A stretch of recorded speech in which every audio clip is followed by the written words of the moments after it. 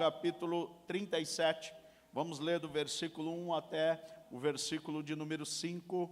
Após isso, nós vamos ler primeiro livro das Crônicas, nós vamos ler 1 Pedro, capítulo 2, versículo 9, e depois, então, leremos primeiro livro das Crônicas, capítulo de número 15. Amém, irmãos? Podemos ler Êxodo 37? Os irmãos encontraram? Diz-nos assim, irmãos: fez também Bezalel a arca de madeira de cetim, e o seu comprimento era de 2 côvados e meio, e a sua largura de 1 côvado e meio, e a sua altura de 1 côvado e meio. Cobriu-se de ouro puro por dentro e por fora. Fez-lhe uma coroa de ouro ao redor, e fundiu-lhe 4 argolas de ouro aos seus 4 cantos, num lado 2 e no outro lado 2 argolas. E fez varais de madeira de cetim, e os cobriu de ouro, e meteu os varais pelas as argolas aos lados da arca, para levar a arca. Amém, meus irmãos? Então, agora nós vamos ler 1 Pedro. Primeira carta do apóstolo São Pedro, capítulo 2, versículo de número 9. Os irmãos encontraram? Amém? Diz-nos assim: mas vós sois a geração eleita, sacerdócio real, a nação santa, o povo adquirido, para que anuncieis as virtudes daqueles que vos chamou das trevas para a sua maravilhosa luz. Agora também, irmãos, vamos para 1 Crônicas, capítulo 15, nós vamos ler do versículo 1 até o versículo de número 15. Fez também Davi casa para si na cidade de Davi, preparou um lugar para a arca de Deus e armou-lhe uma tenda. Então disse Davi: ninguém pode levar a arca do Senhor senão os levitas, porque o Senhor os elegeu para levarem a arca do Senhor e para servirem eternamente. E Davi ajuntou todo Israel em Jerusalém para fazerem subir a arca do Senhor ao seu lugar que lhe tinha preparado. E Davi ajuntou os filhos de Arão e os levitas, e dos filhos de Coate, Uriel, o príncipe, e seus irmãos, 120. E os filhos de Merari, Asaías, o príncipe, e seus irmãos, 220. E dos filhos de Gerson, Joel, o príncipe, e seus irmãos, 130. E dos filhos de Elisafã, Semaias, o príncipe, e seus irmãos, 200. E os filhos de Hebron, Eliel, o príncipe, e seus irmãos, 80. E dos filhos de Uziel, Aminadab, o príncipe, e seus irmãos, 112. E chamou Davi os sacerdotes Zadoque e Abiatar, e os levitas Uriel, Asaías, Joel, Semaías, Eliel e Aminadab.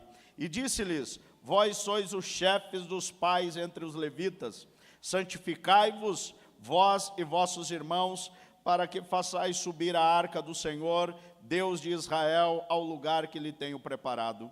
Pois que, porquanto primeiro vós assim o não fizeste, porque não o buscamos segundo a ordenança. Santificaram-se, pois, os sacerdotes e levitas para fazerem subir a arca do Senhor, Deus de Israel.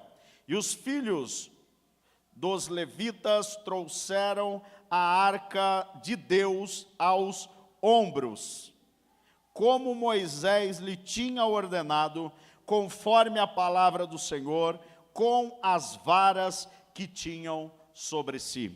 Amém, meus amados? Bendito seja o nosso Deus. Meus irmãos, esse foi o tema, né? Basicamente da escola dominical no dia de hoje, pela manhã, que o pastor Aguinaldo, né, lecionou. E eu quero, irmãos, falar sobre a arca, o significado desta arca. Quero falar sobre Obed-Edom e também sobre os levitas, os sacerdotes e os levitas. O que há dentro dessa relação de textos que nós lemos nesta noite. O primeiro deles está no texto de Êxodo capítulo 37, do versículo 1 a 7, que nós vamos ver quando Deus chama Bezalel para fazer a arca, construir a arca, ele que era alguém com habilidade já para fazer estas obras, de inventar coisas, vamos dizer assim. E a Bíblia diz que o Espírito de Deus foi sobre aquele homem e o orientou através de Moisés, o orientou através de tudo aquilo que Deus havia lhe mostrado no monte, e Moisés foi passando as instruções a este homem, este artífice, que foi construindo a arca do Senhor. A arca, os irmãos sabem, este era um dos elementos mais importantes que havia no tabernáculo. E por que era o mais importante? Porque a arca, ela era o símbolo da vida e da plena comunhão com Deus. Dentro desta arca, segundo o que está relatado na Epístola aos Hebreus, havia lá o pote de maná, havia lá também a vara de Arão que floresceu e as 2 tábuas da lei. Nós vamos ver que o pote de maná, ele é o tipo do Cristo, a provisão de Deus, o alimento que Deus mandou durante 14.600 dias, enquanto os homens andaram num tempo de 40 anos peregrinando pelo deserto, e Deus foi cuidando daquele povo, sem deixar que faltasse o alimento para aquele povo. Também nós encontramos lá, naquela arca, que estava dentro da arca, a vara de Arão que floresceu, que era um tipo da presença do Espírito Santo. A vara de amendoeira, que também são os símbolos que estão lá no castiçal. No castiçal, cada braço do castiçal havia um formato de uma amendoeira, onde eles deitavam o azeite e acendia o fogo, para que aquele azeite, símbolo desenhado com as varas de amendoeiras dentro do tabernáculo, fosse a luz interna daquela tenda, formassem como o símbolo do Espírito. Então a vara de Arão foi esta presença do Espírito que estava dizendo para o povo daquela época: olha, nós estamos, o Espírito Santo está com Arão, e Arão estava na liderança juntamente com Moisés, porque houve alguém que se levantou, dizendo: o que vocês têm de diferente de nós? E eles colocaram as varas, e a de Arão floresceu, e eles entenderam que a diferença que eles tinham era a presença do Espírito Santo, era a vida do Espírito que estava neles, conduzindo eles. Moisés não era um líder apenas porque queria ser um líder, pelo contrário, ele nem queria ser, mas o Espírito Santo o compeliu a ser o líder, e como diferente dos demais, ele tinha algo, a presença do Espírito, que foi passado também a Arão, e como símbolo disso, estava dentro da arca. E também as 2 tábuas da lei, as 2 tábuas do testemunho que estavam dentro da arca, simbolizando também a vida moral, a vida do Espírito, a vida que o Espírito gera no ser humano. Tudo isso estava dentro daquela arca. Então aquela arca, irmãos, ela trazia estas 3 coisas. O símbolo, o Espírito Santo através da vara, e trazia a presença do Cristo, a conformidade dele através do maná que estava lá, e a vida que o Cristo, a conformidade ao Cristo e a presença do Espírito Santo gera, um atributo moral, um atributo santo na vida de qualquer um que se aproxima dele.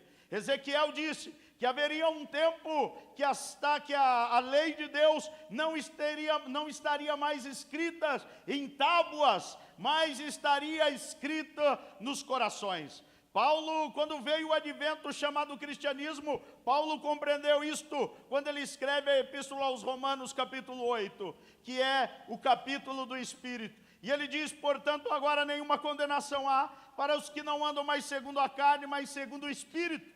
E agora então, no versículo 2 ele diz: porque a lei do Espírito de vida que está em Cristo Jesus me livrou da lei do pecado e da morte. O que ele está dizendo é que agora a lei de Deus, mediante o Espírito Santo, está na minha e na tua vida, está estampada no meu e no teu coração. Não deve ser apenas uma lei escrita, apenas na palavra para nós lermos de vez em quando e pensarmos que devemos cumprir de vez em quando. Ela deve estar no meu e no teu coração. Ela deve pulsar por isso. Ela deve pulsar por fazer a vontade de Deus. Assim como o meu coração está neste exato momento bombeando sangue por toda a minha veia e indo por todo o meu corpo, então, irmãos, a vontade de Deus também deve estar permeando todo este corpo mortal para fazer a vontade de Deus.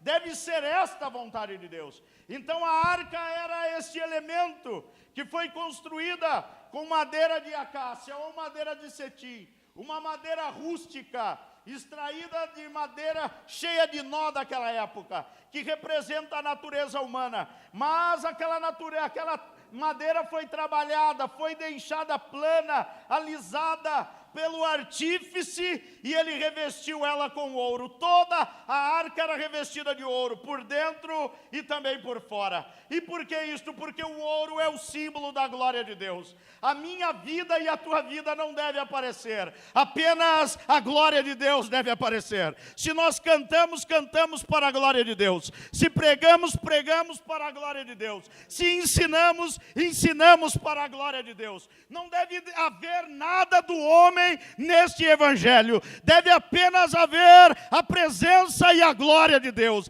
É isto que deve aparecer. Por isso ele cobriu toda a madeira que estava naquela arca, para que nada do homem pudesse aparecer. O símbolo, aquela madeira que simbolizava a natureza humana, ela estava revestida do ouro que é a glória de Deus. E é isto, como o Juninho já estava dizendo, se você um dia, irmão, pregou uma mensagem poderosa, uma mensagem que impactou corações, uma mensagem que trouxe crentes ao arrependimento, que trouxe choro, súplicas, que trouxe uma transformação de vida, saiba que isto não veio pela tua natureza humana, isto veio da glória de Deus, que invadiu a tua vida e te usou neste exato momento. E por que foi usado? Porque Deus precisa falar com o teu povo. Independente se é eu, ou seja, quem for, Deus vai falar com a tua igreja, Ele vai cuidar da tua igreja e vai tratar com a tua igreja,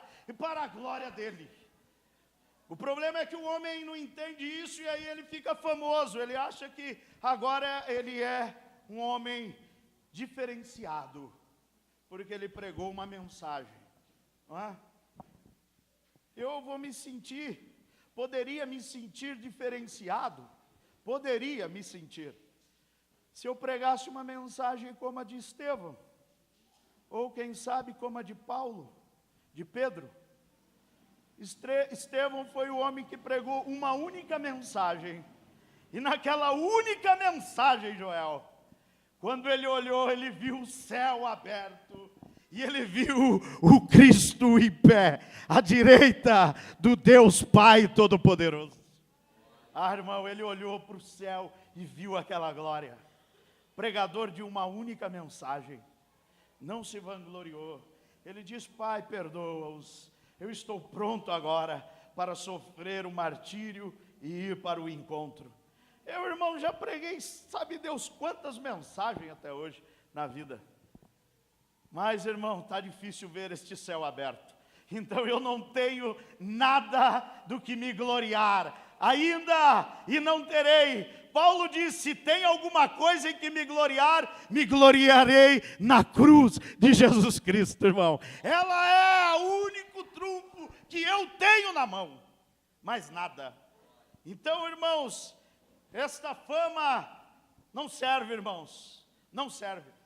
Talvez poderia ter até uma arrogancinha se o céu se abrisse, não é? Mas, irmão, eu creio que nenhum deles ainda viu isso. Então, meus irmãos, notem que a arca foi feita desta maneira. Foi feito varais, argolas, para que carregassem a arca. Então os irmãos notem que a maneira que Deus mandou que fizesse a arca é para que se transportasse a arca de uma certa maneira, de uma maneira especial.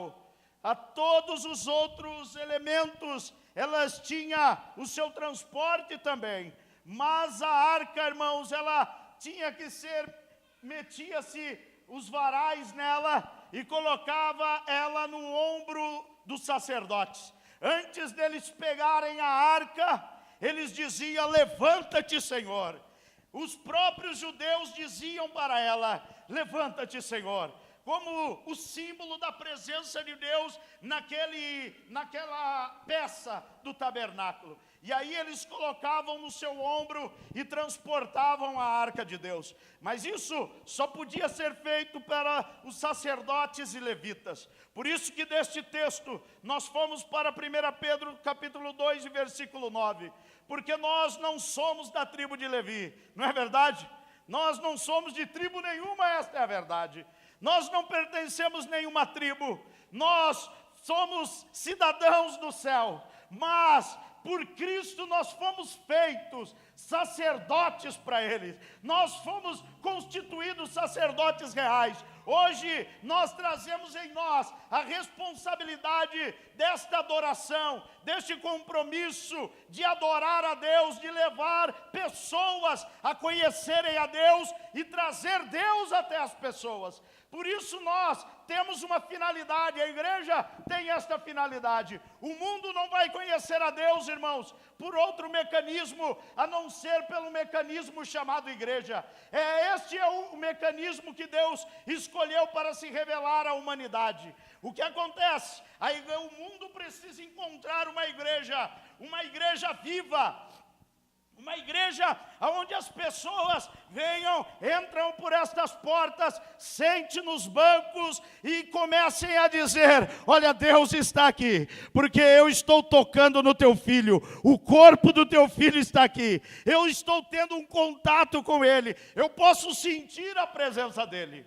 Então, irmãos, esta é a maneira que o mundo vai ter o conhecimento de Deus.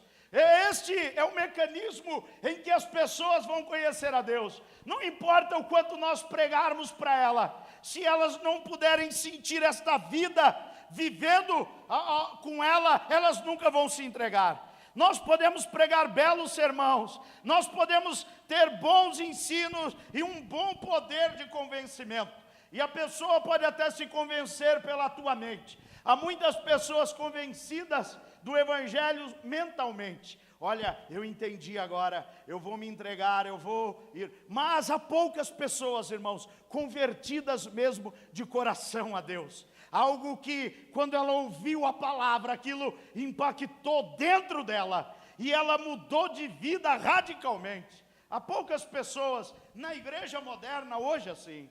Porque elas não conseguiram ter este encontro. E por que não? Eu vou dizer, irmãos, porque elas sentam nos bancos da igreja e elas não conseguem sentir a presença de Deus. Elas não conseguem ver que Deus está presente entre nós. E muitas das vezes, irmãos, eu posso dizer que não está mesmo. E por que não está? Porque o padrão não está... O padrão estabelecido não está sendo reverenciado. Porque pode haver mágoas, pode haver rixas, competições, emulações, porfias, lascívias, todos os frutos da carne pode haver entre nós. E eu digo, irmão, Deus não habita aonde há penumbra, aonde há as trevas, apenas aonde há um lugar santo, ali Deus vai habitar. Então, meus irmãos, esta é a grande dificuldade hoje dos cultos pentecostais. Ou nós imitamos o Espírito Santo, ou, irmãos, nós vivemos uma mornidão espiritual. E por quê? Porque as pessoas não estão mais dispostas a fazerem segundo a vontade de Deus. E isto, irmãos, não é mais um compromisso. Não pense que isto é uma responsabilidade do pastor, do obreiro. Não. Isto é uma responsabilidade de cada crente que está aqui nesta noite. Deus te chamou para algo. Se você não acredita que você está aqui, como o Juninho disse, por um chamado de Deus, se tudo que você está fazendo aqui, irmãos, é porque você é melhor do que alguém ou queridinho de alguém, eu digo para você, irmão, este pensamento te levará ao inferno. A salvação é um produto de Deus para o homem. A Bíblia diz, pela fé sois salvos. Isso não vem de vós, isto é um dom de Deus. É algo que Deus deu a mim e a você. É algo que Deus deu a nós, irmãos. E nós não somos chamados para ser salvos apenas para viver uma vida salva e pensarmos que somos melhores porque vamos alcançar um lugar a qualquer dia. Não, irmãos. Nós somos chamados para glorificar a Deus de tal ponto e dizer a este mundo, Deus habita em nós, mediante o Espírito Santo, Ele está vivendo através de nós. Alguém disse para Jesus, mostra-nos o Pai. E Jesus disse, há tanto tempo estou convosco, e você ainda diz isso. Quem vê a mim vê o Pai. Ele podia dizer isso com toda a propriedade. E eu gostaria também, irmãos, de dizer isso. Eu gostaria de dizer para os irmãos, quem vê a mim, vê a Deus. Mas, irmãos, o máximo que os irmãos podem ver é o Deus Deck. Mais nada. Está pouco, irmãos. Esta tem sido uma arca que não está revestida do ouro. Está começando a aparecer a madeira, já está desgastada pelo uso, e a madeira está aparecendo, o lado humano já está tomando conta, evidência. E isso não é apenas comigo. A maior parte da igreja do século 21 está com este problema. E isso não é uma reparação que você vai lá na casa do Bezalel agora. Ah, vocês têm o telefone aí do irmão? Tem o WhatsApp dele? Tem ele no Face? Vamos entrar em contato com este irmão para que ele repare as nossas vidas? Não, irmão. Esta reparação deve ser através daquele Espírito que desceu sobre ele e o capacitou para esta obra. Esse Espírito deve vir sobre nós e tirar tudo aquilo que é humano e mais uma vez a glória de Deus ser demonstrada na igreja moderna. É isso que nós precisamos. Nós somos estes sacerdotes, estes levitas, para levarmos a presença de Deus. É isto que Pedro está dizendo. Mas olha, irmãos, dentro do episódio que aconteceu no capítulo 15, Davi já havia tentado levar a arca, mas o que aconteceu? Ele levou fora dos padrões de Deus. Ele não levou no ombro dos sacerdotes, ele levou em cima de carros, de vacas, de carroça nova, como o mundo fez, como os filisteus fizeram. Davi tentou fazer da mesma forma e fracassou. Mas, irmãos, nós encontramos agora um personagem aí chamado Obed-edom. Hoje de manhã foi dito, né? O que aconteceu? Que a arca ficou na casa de Abinadab e ele não foi abençoado. E apenas Obed-edom, a Bíblia diz que por 3 meses a arca esteve lá e ele foi abençoado. O que aconteceu de diferente na casa destes 2 homens? E eu posso dizer aos irmãos nesta noite, aquele primeiro homem, ele não fazia questão da presença de Deus na casa dele. Certamente a arca estava lá como qualquer coisa, como uma TV, como um rádio, como qualquer coisa que estava lá. Mas, irmãos, na casa de Obed, a arca tinha um valor diferenciado, a arca tinha um destaque, ele estava interessado na presença de Deus. Ele dava importância à presença de Deus. E eu digo aos irmãos nesta noite, que a responsabilidade da presença de Deus na minha e na tua casa somos nós. O pastor não vai colocar a presença de Deus na tua casa. na vida dos teus filhos, na vida dos teus irmãos, na vida da tua esposa, não. Você é responsável. Você é responsável, você é o sacerdote lá. Dê valor à presença de Deus lá. A tua casa será próspera. Tua casa será abençoada. E os irmãos sabem, quando eu falo de prosperidade, eu não estou falando de dinheiro. Se você pega prosperidade no texto de Neemias capítulo 2, a Bíblia diz que prosperidade significa, prosperidade naquele sentido lá no hebraico, significa aplanar o caminho. O que é aplanar o caminho? É Deus aplanando o caminho para que você ande com facilidade lá. Isso é prosperidade. É Deus aplanar o caminho para que a presença de Deus possa ocupar a tua casa. É Deus aplanando o caminho para que a presença de Deus encha a tua casa, a vida da tua família. É isso, irmãos. Nós chegamos a um tempo, irmãos, um tempo tão estranho. E eu digo isso começando por mim. Na minha casa houve tempo que nós nos reuníamos para lermos a Bíblia. Líamos a Bíblia, sentávamos, orávamos e líamos a Bíblia. Havia dias em que nós dobrávamos o joelho, orávamos nós quatro. Havia dias em que nós fazíamos culto lá em casa, e eu não era o dirigente do culto, eram os meus filhos. Eles dirigiam os cultos. Houve o tempo. Que tragédia, irmãos, para o tempo de hoje. A presença de Deus, irmãos, estava a cargo, a meu cargo. Mas nós, irmãos, com a correria do dia, nós até com a correria religiosa, olha, eu tenho que ir para a igreja, eu tenho que preparar um estudo na igreja, eu tenho que escrever isso para a igreja, eu tenho que fazer isso, até por conta da correria religiosa, a presença de Deus vai ficando de lado. A correria da vida, o trabalho, estudo, tudo isso vai deixando Deus de lado. E eu fico pensando, irmãos, que hoje é um tempo difícil para os nossos filhos. Sem a presença de Deus, meus irmãos, eu digo, eles não vão conseguir, Mateus. Eles não vão conseguir. Sem a presença de Deus.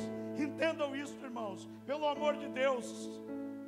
Teus filhos não vão conseguir viver uma vida boa e plena apenas porque vão fazer uma faculdade qualquer. Não, irmão. Faculdade não nos faz culto. Não, irmãos. Eu trabalho com doutores, mestres, e são ignorantes, sem educação, sem amor, sem afeto natural. Tudo aquilo que Paulo diz que estão lá em Timóteo. São cultos. Mas não tem, irmãos, a verdadeira essência que tem um ser humano. Não ama, não perdoa, não tem misericórdia, não tem afeto.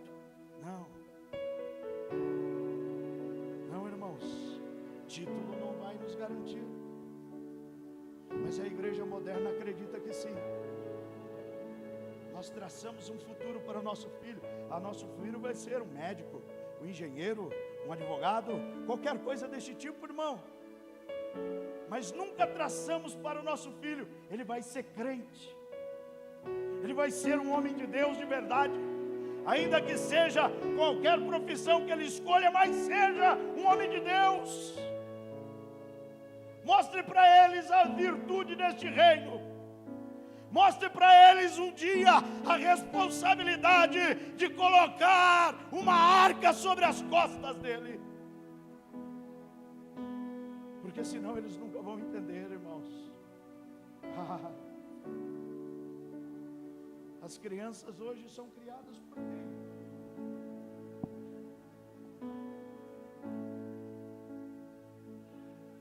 Eu tenho, irmãos, em uma escola 700 alunos em uma única escola. Eu dou aula em mais 3 além daquela. E eu vejo, irmãos, a situação, problemas de toda sorte, problemas familiares, filhos com problemas por causa dos problemas com a família. Esses dias eu disse para o meu filho: você deveria glorificar a Deus e não reclamar de nada, porque você nunca viu eu agredindo a tua mãe. Mais fácil ela me agredindo. Eu não vou ter coragem de agredir. Nunca viu. Nunca me viram bêbado. Nunca me viram de qualquer outra forma, a não ser demonstrando o amor, o carinho para a família. Por causa do que, irmãos? Porque eu sou um homem bom? Porque eu tenho uma formação? Não, irmão. Isso é por causa do Evangelho. Foi o Evangelho que me transformou. Porque eu poderia ser um homem ruim. Poderia ser. Mas um dia eu encontrei a Jesus, irmão. Eu encontrei a Jesus e Ele me deu importância. Ele me transformou. Ele mudou a realidade da minha vida. Foi por isso. Eu não era melhor do que ninguém. Eu tinha amigos e eu disse para eles: eu ouvi o Evangelho. Eu disse para eles: eu ouvi o Evangelho. E sabe que o melhor amigo que eu tinha lá, ele me disse: eu ouvi também, mas eu não estou disposto a segui-lo. E eu disse para ele: eu estou. A partir de hoje você nunca mais vai me ver aqui. E nunca mais eu voltei lá. A irmã Michele já disse outras vezes, né? Não atual agora, mas ela disse: você nunca vai voltar lá para pregar para os teus amigos? Eu disse: não, nunca mais eu vou voltar lá. Nunca mais eu piso o meu pé lá. Não, eu nunca mais. E por quê, irmãos? Porque eu tenho vergonha de lembrar daquela vida que eu vivia. Como eu vou ter vergonha de uma vida que eu vivi tantos anos? Foi o Evangelho, irmãos. Porque o Evangelho me fez olhar para um lugar agora diferente. Ele colocou novos pensamentos na minha mente. Ele me colocou o meu olhar, Ele direcionou o meu olhar para a eternidade. E eu sei, irmãos, que se essa presença de Deus foi embora da minha vida, a minha família está comprometida. A minha família está comprometida. Toda a minha família. Eu amo a minha esposa, irmãos. Daqui 6 dias, nós vamos fazer 22 anos de casamento. 22 anos. É muito tempo, não é, irmão? É muito tempo. Eu sei que tem alguns irmãos que têm até mais, mas eu vou estar fazendo 22 anos de casamento com a minha esposa. Eu amo meus filhos. Eu amo os meus filhos mais do que a mim mesmo, mais do que a minha própria vida. Mas, irmão, eu não os amo mais do que Deus, mais do que a presença de Deus. Porque certamente, se Deus não estivesse na minha vida, irmãos, se eu não desse importância à presença de Deus, certamente eu não estaria completando 22 anos de casamento. Certamente, irmãos, não estaria vendo os meus filhos todos os dias, vivendo a sua vida, prosseguindo a tua vida. Não é? Eu sei que às vezes nós temos, irmãos, nossa mente, às vezes ela fica atrapalhada em relação ao que representa a igreja, o que representa os irmãos. Às vezes nós queremos criticar um ao outro, queremos ir contra um ao outro, não aceitamos uma coisa ou outra. Isto é verdade, isto acontece entre irmãos. Mas, irmãos, uma coisa é certa entre os irmãos: eles amam o pai, eles amam a mãe, e eles fazem coisas em comum para que o pai e a mãe continuem juntos, para que haja prazer entre eles, para que haja comunhão entre eles. E é isto que havia na casa de Obed. Havia uma comunhão para que a arca continuasse lá, para que a presença de Deus continuasse lá. E como igreja, irmãos, nós temos que ter esta comunhão para que a presença de Deus continue entre nós, irmãos. Se a presença de Deus nos invadir, irmãos, tudo será suprido na nossa vida. Se a presença de Deus encher a nossa vida, nós vamos olhar para a nossa esposa com outros olhos. A esposa vai olhar para o marido com outros olhos. Os irmãos vão olhar uns para os outros com outros olhos. Nós vamos cantar os louvores com uma outra mentalidade. Nós frequentaremos os cultos com outra mentalidade, por causa da presença de Deus.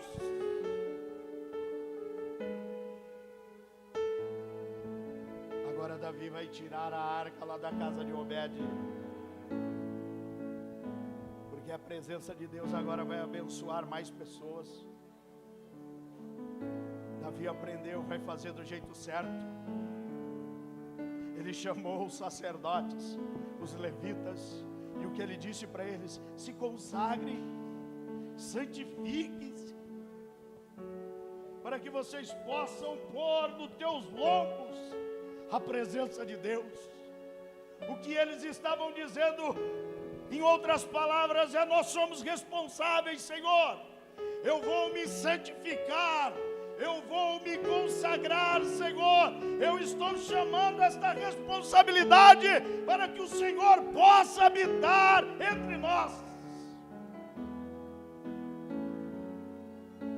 De repente, irmãos, os sacerdotes se consagraram.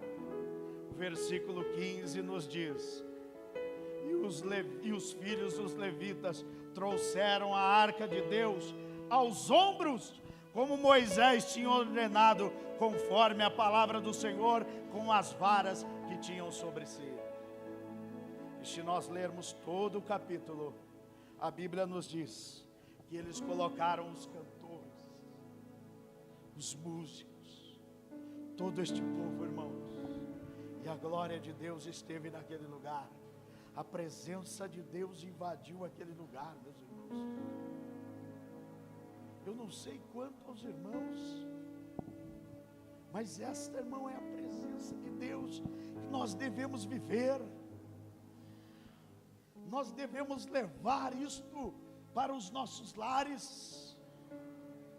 Nós devemos, irmãos, levar esta presença para a nossa casa, para a nossa vida. Não somente em um dia qualquer, na semana, achando que alguma coisa vai acontecer no culto de domingo, não.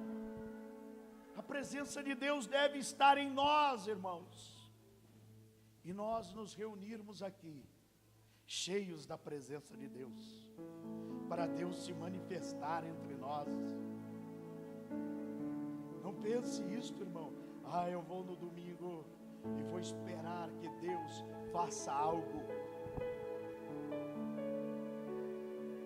As pessoas críticas, elas são isso. Eu fui lá na igreja, mas lá não aconteceu nada. Lá não acontece. E não vai acontecer mesmo, irmão. Isso é responsabilidade tua também. Responsabilidade nossa. A falta da presença de Deus é uma responsabilidade de toda a igreja. Nós seremos cobrados por isso. A Bíblia diz: a quem muito é dado, muito também será cobrado. Se você sabe a maneira que deve fazer e não faz, irmão, Isso vai nos trazer um custo. A Bíblia diz: aquele que sabe fazer o bem não faz, ele peca. Então não pense, irmãos, que nós poderemos dizer um dia: Senhor, sabe, faltou a presença de Deus por causa do pastor, por causa do Jorge, por causa do Mateus. Não, irmão, por tua causa também, por minha causa também.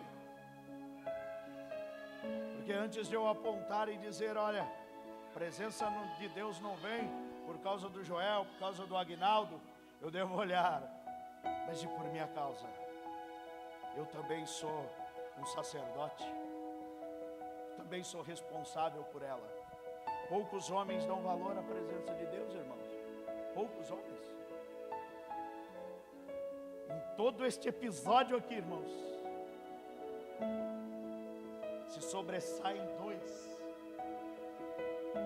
Tinha muita gente lá,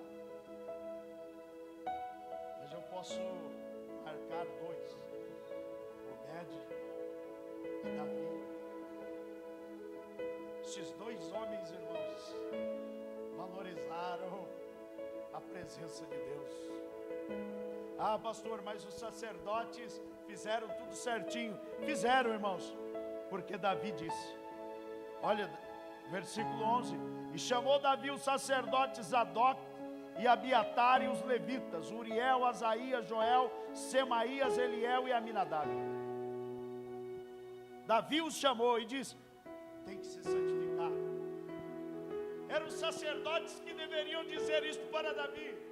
Davi, não deu certo, porque faltou oração, Davi, faltou consagração, faltou jejum, faltou tudo isso, Davi. Era eles que deveriam dizer para Davi. Mas o que estava acontecendo com eles? Ah, Davi quer transportar, ele que se vira. Deixa ele. E alguém morreu por causa disso, irmão. E não foi o Davi. E não foi o Davi. Meus irmãos, é tempo de nós começarmos a pensar sobre isso. É tempo de você olhar para a tua vida, eu olhar para a minha vida e medir o quanto de Deus há na minha e na tua vida. Quanto de Deus, irmão. Comece a te comparar agora com uma vida cristã e com uma vida mundana. E nós vamos fazer uma análise e ver de qual nós estamos mais próximos. Pensa. Pastor, mas que duro isso, não é? Eu sei, irmão. Isso aqui está doendo também em mim.